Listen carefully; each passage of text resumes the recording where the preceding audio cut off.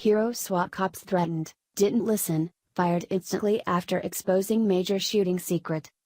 The investigation into how and why the Parkland, Florida school shooting got to the point where 17 innocent people were killed has brought out the absolute worst in people, especially the Broward County Sheriff's Department.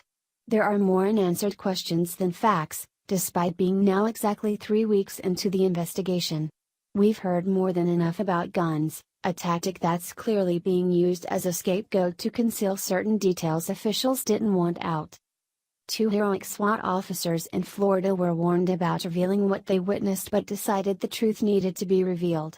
It was their duty to the American people who they swore to protect and serve, but doing the honest and noble thing has come at a great price. These 2 heroes who saved countless lives while others waited outside the school for them to die have been suspended from the police force. Their careers and livelihood are now in jeopardy, while cowards remain on duty collecting a check. Since the February 14th shooting, we've heard about the stand-down orders to officers that were issued during the height of the attack, preventing officers from entering and rescuing innocent people who relied on them.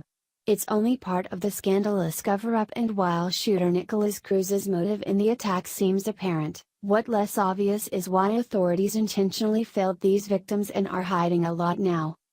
Only a few names have surfaced of those who defied orders and ran inside to rescue. However, nothing has been said about 2 specific heroes who defied orders and entered who have been shut out in the shadows since then, Detective Jeffrey Gilbert and Detective Carl Schlosser, and now we know why. Gilbert and Schlosser have been suspended from their SWAT position for having responded to the shooting at all. The officers from Miramar, Florida heard what was unfolding at the school and immediately took action to help, despite being part of a department that was not called in for backup. Now, a 3rd Miramar office also faces major recourse for another reason. Sun-Sentinel reports why this disgusting action was taken against the heroes. The officers did not have permission to respond to the shooting at Parkland on February 14, when 17 people were killed. And that created an officer safety issue and left them unaccountable for their actions, according to their police department. But their union reacted differently. While it may have been a violation of policy to not notify their supervisors that they were going there, their intentions were brave and heroic, I think, Broward County PBA President Jeff Morano said Wednesday. The SWAT officers who responded were Detective Jeffrey Gilbert and Detective Carl Schlosser.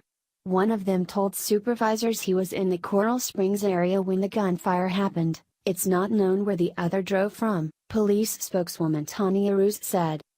They were both close by, the high school, Ruse said. It's a good thing these SWAT officers showed up to help since others in the area were told not to. It's those who issued the stand-down order and responders who didn't go in with or without the order and do the job they swore to do, who should be punished. Does it really matter that these highly trained officers, with incredible SWAT skills needed in those critical seconds, were from a different department? They saved lives that would have been lost without them there, and for that they deserve a raise, not a suspension. A 3rd Miramar SWAT officer dared to call attention to this as well as what he knows about the shooting and suffered the consequences for it. It's starting to look like other authorities have something to hide since immediate action is being taken against anyone who speaks the truth. Sun-Sentinel explains. A 3rd SWAT member, Officer Kevin Gonzalez, was accused of being linked to several social media posts that put the city and police in a negative light, and was suspended for violating the department's social media policy and the code of conduct, Ruse said. She said she could not comment further on where he may have posted information about the mass shooting or what was written. All 3 were notified Fed. 22 of their indefinite removal from what their department called a privileged program and were ordered to surrender their SWAT-issued rifles, but they remain on active duty for their other assignments, Ruse said.